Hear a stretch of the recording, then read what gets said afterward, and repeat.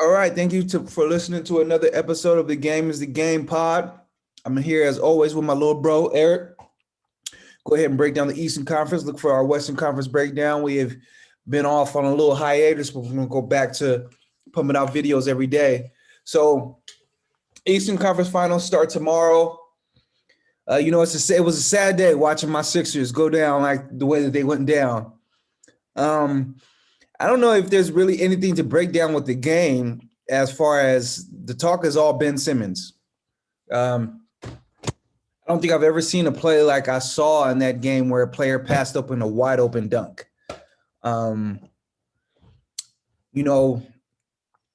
This is something that Sixers fans, if you're a fan of the Sixers, you're a fan of the process that you feared since they got Ben Simmons, is that he was slumped into this player who was completely scared to shoot the ball. And I don't even just blame him. I blame Doc. I blame Brett Brown. I blame all of their GMs, past and present, including Daryl Morey. They allowed this to happen. They allowed him to say that he was not going to shoot the basketball. And, in the preseason breakdown, before the season started, I said they have to force him to shoot. And I understand that the pushback that they probably would give to that is like, hey, if we tell him he has to shoot, we might lose him. He might check out on us. Next thing you know, he's asking for a trade. But how is that better than what you have now? Like we mentioned on the Western Conference, and we'll say it a couple of times here. This is the season to win a title. No LeBron, that monstrosity that's in Brooklyn, all of them are hurt. They gave up a prime attack, and they'll probably say, "Hey, Joel was hurt. We had our situation. Danny Green was hurt. I think he could have helped them this series." But for them to allow Ben Simmons, a player that they're paying max money to say he's not going to shoot, like what job could you go into and say, hey, I'm not going to do this. I know this isn't my job description, but I'm never going to do it. They created that monster. They created this monster. And I think a lot of it is that Ben Simmons got into his own head, obviously, because, you're hearing the outside world, you're hearing the media, but ultimately, like my opinion, and I won't, I'll die on this hill alone.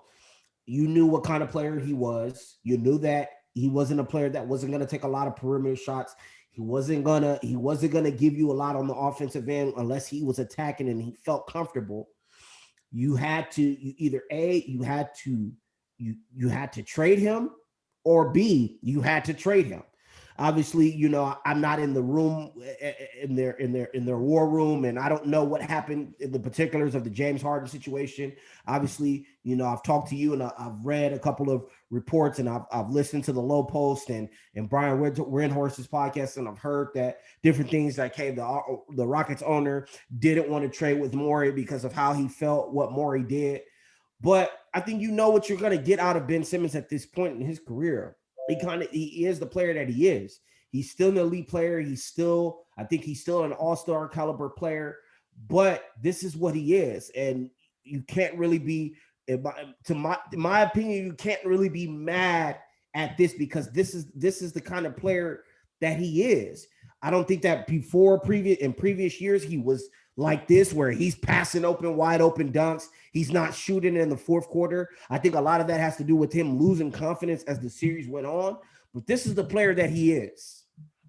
I'll just push back on that a little bit, of that this is the player he is, because I showed you in Summer League he was shooting the ball.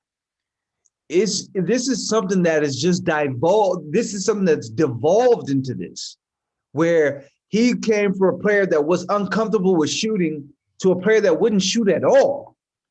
This isn't who he is. He shot the ball. He shot, I believe, 17 threes his rookie season, and he precipitously went down since then. This is something that they allowed him to do. They coddled him. Mike Lombardi, who does the GM Shuffle, he had this rant about the Philadelphia 76ers players that they've been given everything. They don't deserve it. They're mentally weak. He thought that they were going to lose game 7. And if they didn't lose game 7, there's no way that they would win the title because of the process and allowing these players to do this shit. And I think with Ben Simmons, the point on that is 100% right. They allowed him to do this.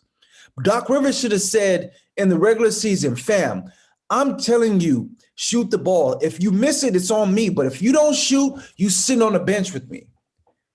And they never did that. And I think now they'll do it. And I think, when it comes to trading him, his value is at an all-time low. I think he needs a fresh start. I hear people say that he needs a fresh start. Let's surround him with shooters. But it's not like, bro, he passed up in the dunk. That's not going to change anywhere that he goes. He passed up in the dunk. He wasn't running fast breaks anymore. There was a fast break that Charles Barkley talked about where he's giving it to Joel Embiid at half court instead of running to the rim. He's mentally shot. But my thing with it is this. I think this series was rock bottom for him. I was listening to Brian Windhorst's podcast today, and Doris Burke, she made a great point. There was an arrogance about Ben Simmons where he would just brush people off and say, oh, I don't need to shoot. What about all the other stuff I did? I think he's been humbled. Like, there's no way to run from this anymore. Like, he needs to be better. And I think that sometimes, you need to hit that rock bottom to really assess yourself and say, hey, I need to make a change. And, there's nothing physically wrong with him. He knows how to shoot. You see him in summer league games or pickup basketball games, and he's posting videos of him shooting threes, him shooting pull-up jumpers. So it's not like he can't physically do it. There's a mental thing. And my thing is, trading him, you don't want to be the team that trades him and then he figures it out somewhere else. Because if he does figure it out, he's a top 5 player in the NBA. Okay, but how long are you going to wait for that? How long are you going to say, but now you're at the point, because now you're at the point there. You said that you listened to the Low Post. Did you hear the trades that Zach Lowe was saying? Yes, I heard the trades that they were saying. And at this point, you got to take they made me groan. Like, so I felt like someone stabbed me when he said Hayward and picks. Yeah. You might as well kill me. DAngelo Russell, Malik Beasley. I can't do nothing of that. But what I'm saying is, at this juncture in his career, I think that he needs a fresh start. If there's he needs a fresh start, and I love the Portland trade, him for CJ McCollum. Because I hate that trade for the Sixers. For the Sixers, I hate that trade for the Sixers. I hate that trade for the Sixers because you're gonna play defense with the backcourt of Seth Curry and CJ McCollum. I think that you will there's still time. CJ McCollum is 29 years old, coming off of multiple injuries. There's times for you to there's still assets on your roster. There's still ways to facilitate another trade or finding someone through free agency to come and play the other backcourt position. I don't think that you would have Seth Curry be a CJ McCollum's running mate back there, but I think that you could still facilitate something else to get another point guard back there. But it's crazy that CJ McCollum is the best that you're gonna get. Yeah, and if that's the best that you're gonna get, I think you wait and let's go into the season. There's nothing that's gonna change from now to when the season starts. If he comes back next season, and he's not shooting again, then you trade him. But I think then his value goes even lower. No, I don't think his value goes even lower. People are trading for him now, knowing that he doesn't shoot. His value doesn't go lower. You tell him, listen, Ben, we're going to rock with you, but this is what we want. This is what we're asking for you. No more of this dunker spot shit. No more of bringing your man right to where Joel Embiid is so they can double him immediately. You're going to stand on the perimeter. You're going to be ready to shoot the ball. And if we pass you the ball, you're going to shoot it. You're going to shoot pull-up jumpers in the game. There's no more of this. We're not babying you anymore. And if you don't want to do that, then we'll trade you. I think they need to have that conversation. Him, Joel Embiid, Daryl Morey, and Doc Rivers in the room. And they three of them say, listen, bruh, this is what it is. If you don't want to do it, then let us know and we're going to trade you. We don't want to trade you. We believe that you could be. Because the thing about him is, because everybody's saying he needs a fresh start, play him at power forward. he needs to be surrounded by shooting. No, he needs to shoot the ball. I believe so too. I think that he needs to shoot the ball. I don't He think needs to shoot the ball. Simple. I don't think that I just think he needs a fresh start. Listen, do you know he shot the worst free throw percentage of a player shooting 70 free throws in the playoffs in NBA history? The worst in history. Yeah, I think in history. I know. So what is changing environment going to do? He needs to shoot the ball. He needs a fresh start. He needs to go somewhere where, and like I said, I think I heard the DAngelo Russell for Malik Beasley. That's an awful trade. And the thing, and for who though? For who? It's an awful trade for the Sixers because that doesn't help you contend. The thing about Ben Simmons is, if he only shoots, even if he shoots a poor percentage, it opens up so much. It stops the amount. The Sixers are always a high turnover team. It's because there's no spacing. If Embiid could just turn out a post and see Ben Simmons open and throw it to him and he shoots it, that leads to offensive rebound opportunities. That leads to just so much. It just, it's a frustrating thing, but I don't think they should sell for 50 cents on a dollar. They shouldn't do that. He needs a fresh start. I don't think you can waste another year of Joel Embiid, especially after him having the torn meniscus. There's not another year. You can't waste another one of his years waiting on whether to see this is going to happen or not, when Ben Simmons has shown you the kind of player he is. And I think I always go back to what Colin Cowherd says. When someone tells you who they are, you should believe them. I think that Ben Simmons has told us who he is. I still think that he has the potential to be an elite player. And I still think that he can get over the hump, the mental hump that he's going through, because I really do believe he's in his own head. I think that he can get over that, but I think he needs a fresh start. He needs to go somewhere else, primarily where the expectations are not high and the microscope is not going to be on him, and he can grow as a player. But I think that in Philly, he's going to be under the microscope. Philly's already a hard town and a hard place to play for. I think that he needs a fresh start. Yeah, I don't know. We'll see. Daryl Morey's a shrewd GM. He's a smart guy, so he's not going to take pennies on the dollar. Maybe you get CJ and you flip some other things on the team. Because man, you look at that series and you said, man, let's trade Ben Simmons for a healthy Harden in that series. And Philly wins in 5? Philly wins in 4. Because this is the thing. This is the thing too. They were up by 20 in 3 of the 4 games that they lost. They were up by 20. I'll say it again. They were up by 20 in 3 of the 4 games they lost. So it's just like it gets to two of the 4 games that they lost. And they were up in every single game that they lost except the first one in the 4th quarter. So it gets to the point where you have to start asking yourself, like, hey, do we need to make this rash change, or does our second best player need to make one small adjustment that's a big adjustment? I think that if you come back with the same roster, and no, they can't come back with the same roster. There's a lot of free agents. This roster was really thin on the bench. I don't necessarily mean the same roster, but I mean with the same core pieces. If you come back with the same core pieces of Embiid, Tobias Harris, and Ben Simmons, do you believe that Ben Simmons is going to make enough progress this offseason where when you play the Nets, you say, yes, Philly's going to win this series? Bro, all he has to do is start shooting. Bruh, listen. No, but TNT. Listen, yes. Do I think he can? Yes. Bruh, TNT had this thing. Watch, this was last year when we played Boston. You probably remember it. This pregame, and they're watching Ben Simmons shoot threes. He makes 3 in a row. He makes 10 in a row, 10 threes in a row. So it's not like he can't shoot. He just doesn't want to. So that's my thing.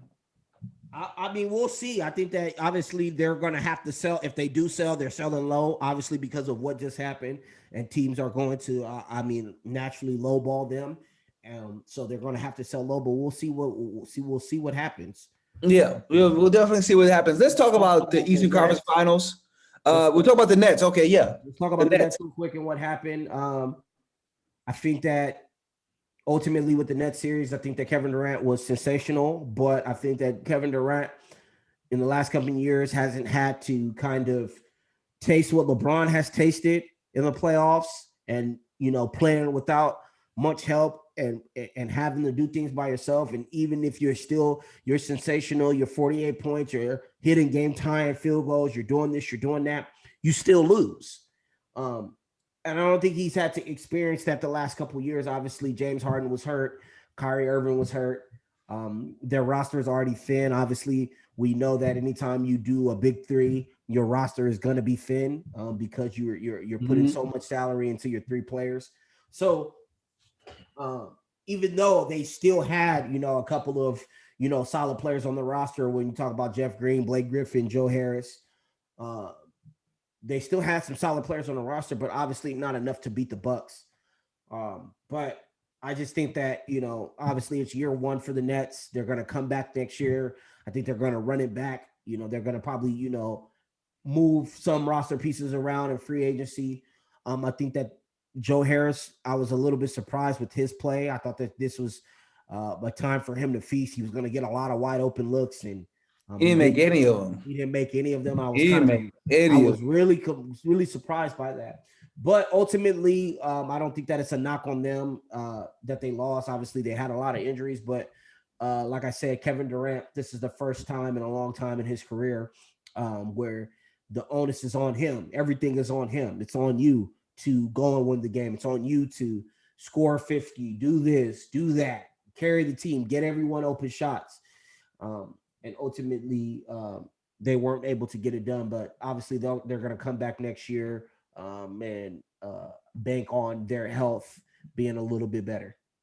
Yeah, obviously the health bug hit them. You forget that they had Spencer Dinwiddie. That was another player that got hurt for them. I mean, he's a free agent, so he's not coming back. But it was tough. I thought when we're passing out blame, I think someone needs to go to Kevin Durant and Steve Nash. I thought that Kevin Durant, the shots that he took in the overtime, they weren't smart. That overtime was there for the taking, and I think he shot a lot of hero shots. I think that Steve Nash playing him 48 minutes or playing him every minute of the game, doing the same thing for Harden, I didn't think that was intelligent. I'm always down for, as a coach, to try to find a way that you can steal some minutes for your guys, and just to continue to play them at their minutes it's insane. I just don't understand the thinking and the reasoning behind it. Yeah.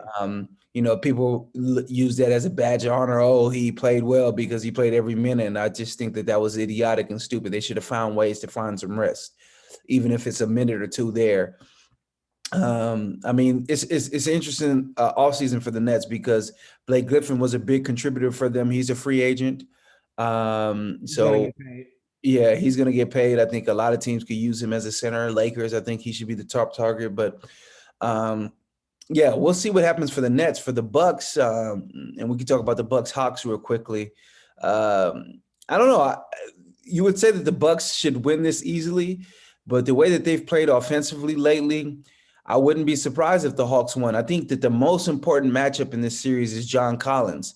Can John Collins play Giannis the way that Blake Griffin did? Because if he can, then they can definitely win this series. If he can play him to a standstill, not even a standstill, but buttress his attack. So Giannis is not 40 points, rampaging, dunking all over the place, but he has to, and I was surprised by John Collins' play, the way that he bought into the team concept. He was a hellacious offensive rebounder for the Sixers. Got a lot of big offensive boards, kept a lot of big possessions open. I remember the possession in Game 4 when they're down 4, hellacious offensive rebound, corner 3, cut it to 1, and they end up winning that game. So John Collins, to me, is the main key in this series. Also, Crew Holiday. His defense on Kyrie, at least the first 2 games in Brooklyn, wasn't what I thought it was going to be. It wasn't up to snuff, and then Kyrie got hurt. So now that they're playing Trae Young, is this sign of things to come? Has he slowed down defensively, or that was just a bad couple of stretches? Because if he can, play the defense that I thought that he was capable of, and he can really put a stranglehold on Trae Young, then I think that they won the game series easily. But if Trae Young feels no effects of Crew Holiday's defense on him, I think definitely the Hawks could win this series. What do you think? Go back some of the same things that I said about the last series. Can Chris Middleton be an elite player? Can he be an all-star in this series? I think that if Chris Middleton is going to be an all-star, then yeah. I don't think that the Hawks have enough wing defenders to contain Giannis. Obviously, you talked about John Collins and playing that Blake Griffin role, but I just don't know if John Collins has the same kind of upper body strength and wherewithal to deal with Giannis, kind of rampaging at the rim, kind of like you talked about. So I look at players like, Middleton, Crew, and PJ Tucker. What are they going to do in the series? What are they going to give you? If they're up to par, I think that this is a series that the Bucks should win easily. But in the same token, I looked at some of the games, I'm seeing that Middleton and Crew Holiday are combined 9 from 38 from the field. Yeah, they have not played well offensively this whole playoff. They haven't really played well. So and Atlanta, they just score so easily. Yeah, they're a team. Because, one thing, and I shout out to the Atlanta Hawks. I got the throwback Steve Smith in the background. Shout out to Atlanta, but Atlanta, they're a very deep team, and it's funny because I can't remember on what specific podcast that I listened to, but I remember before the season had started, people were talking about Atlanta, and they were like, well, Atlanta has a lot of the same kind of players. Where are these players going to play? They have a lot of veterans that kind of play the same roles or have the same kind of games stylistically as their young players. They're young players that they're developing. So is this going to hurt them? But obviously you see what they've been able to do throughout these playoffs with, the mixture of their veterans and their young players. So you talk about players like Gallo, Bogdanovich, Lou Williams, Clint Capella. They've all been able to contribute, and that's a big reason why they're even their backup, Okongwu, who they took number 3. He's been playing well. Shout out to our Nigel brother. But I don't think that it's a coincidence that Herter and Reddish are hurt while they're doing this, because those are two guys that if they were healthy, they would have been playing big minutes. So I've always talked about sometimes you can have too many guys. And I think that they were a team with too many guys, but these injuries were almost a blessing in disguise for them because they were able to whittle down their roster and guys were able to play and get the touches that they're accustomed to getting. Yeah, with Cam Reddish and DeAndre Hunter. Yeah, well, without them being out. So, they're a team that's definitely on the up and up. So it'll be interesting to see game 1. I'll be interested to watch that and see what John Collins does, how Nate McMillan chooses to play it. So other news in the East, you have the Boston Celtics. So they traded Kemba Walker for Horford. Kemba Walker, the number 6 pick, for Horford and Moses Brown in a late round first. What did you think about that trade when it first came through the transfer? I'm just trying to figure out what is the direction. Where are they going? What is being done here? So the last couple years, it just doesn't make sense. Okay, you come out and you say that, hey, we like Time Lord. That's all I've heard all season is Time Lord. And in the offseason, you sign Tristan Thompson. Now you have a log jam at center with Tristan Thompson, Daniel Tice, and Time Lord. Then you say, okay, well, we're going to get rid of Tice at the trade deadline. And now we only have Tristan Thompson and Time Lord.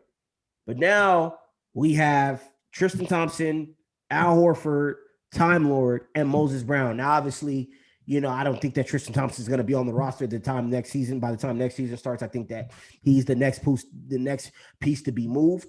But I do think that Al Horford is going to be there. Oh, he's definitely going to be there. He's going to be there. So with Al Horford being there, I mean, you are not a better example to to talk about this. Al Horford is not a 4; he's a 5. He's a 5, yeah. And if you Definitely. try to play him at the 4, it doesn't really bode well for you as a team. He's not a 4; he's a 5. He's a 5 that can stretch the floor. He can give you post touches here and there. Obviously, he's a little bit long in the tooth with his edge, but he's a 5. So where does Time Lord come in? I think that this trade was more about getting a year. I think because his contract is up 1 year. Get off the Kemba salary. I'm just talking about the direction of the team.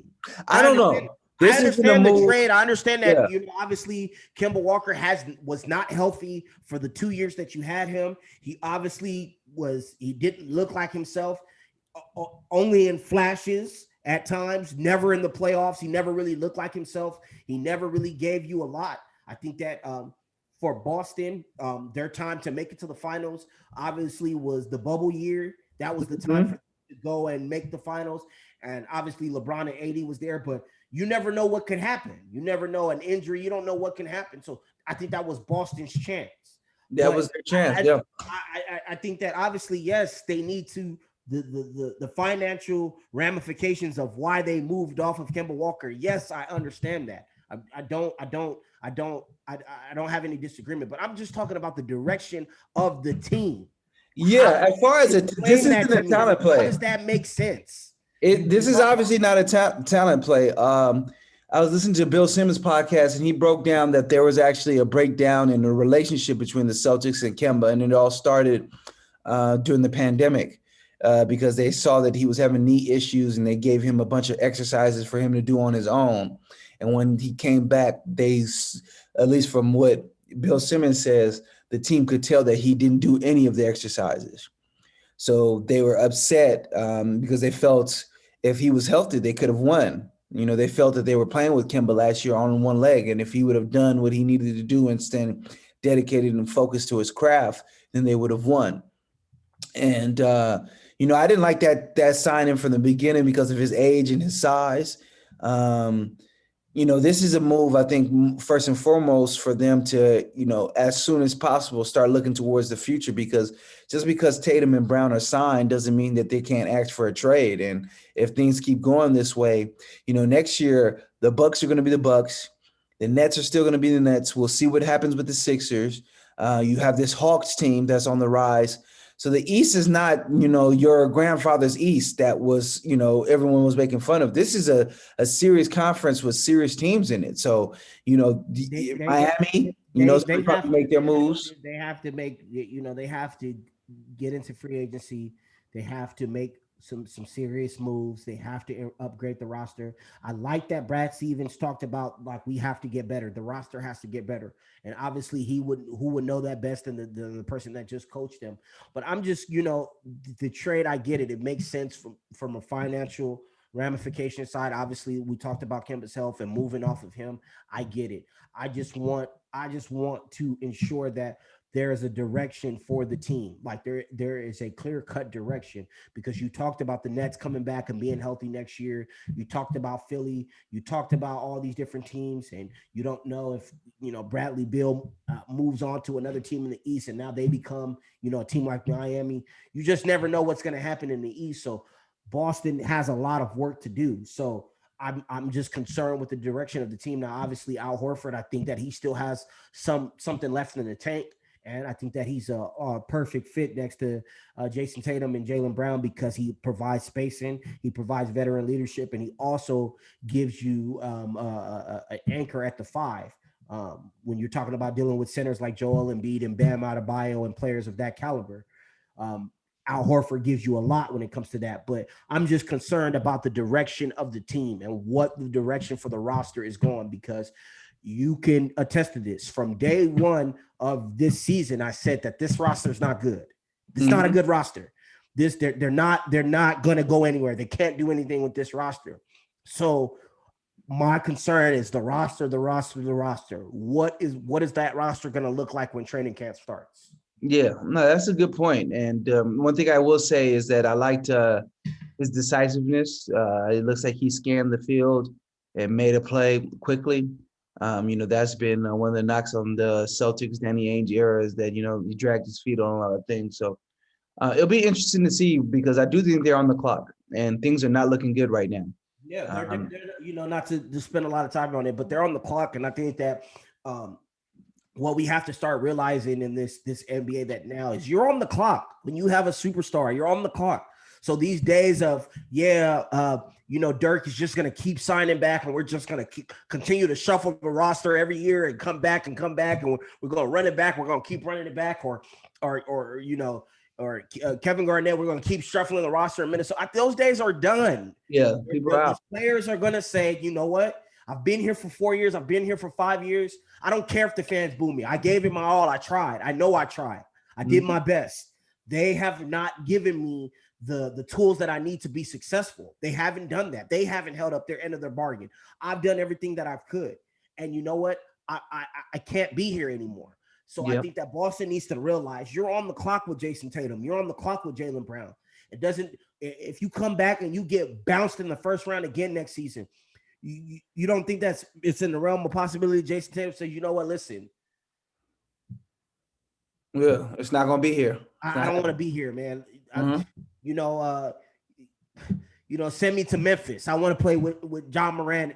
Obviously that's just me just giving an example. Or send me to Utah. I want to play with Donovan Mitchell. Or send me here or send me there. This is where I want to get to. We just saw a top 5 player do it this offseason in James Harden. You just saw James Harden do it. And this has been a reoccurring theme in this NBA is that players, when they've had enough, they're asking out. Paul George asked out. Kawhi Leonard asked out. Players are asking out. So this idea that you can just sit back every year and just continue to shuffle the deck and not make big moves to say, hey, you know what? Our time is ticking before, he might get disgruntled. It's just kind of it's funny to me. And I think that I hope that a lot of these GMs, and particularly Brad Stevens in Boston, kind of understands that. Like, you don't have 5 years or 6 years. Jason Tatum and Jaylen Brown, they're superstars. They're elite players right now. And I think that they know that. And I think that at a certain point, they're only going to tolerate so much. Same thing with Donovan Mitchell. They're only going to tolerate so much before they say, you know what, send me elsewhere. Yep. So, it'll be interesting to see. The draft lottery just happened right now. So I think a lot of things will break down, see who got what pick. So we'll definitely talk about that tomorrow. But it's going to be an interesting offseason because a lot of teams are at a crossroads, because especially this year, in a way that they wouldn't have had last year, because the title was just so attainable this year, and a lot of teams just couldn't get it. Utah, Philly. I think a lot of people are going to have some looking in the mirror moments. So be interested to see. But that is the East breakdown. We'll be back every day breaking down these games. We took a little bit of a hiatus, but we're back, and we're going to give you all that extra content. We're talking about team breakdowns and all that good stuff. So, Eric, you got anything you want to say before we get out of here? Well, keep on the lookout for our team breakdowns that's coming. We'll probably kick those off starting tomorrow. We'll talk about each individual team, and we'll wait to do our last 4 playoff teams, Hawks, Bucks, Suns, and Clippers. They obviously will come last because they're still in the hunt for the title, but keep on the lookout for those. Those will be coming probably starting tomorrow. All right. So everybody stay safe, stay solid. We'll see you soon.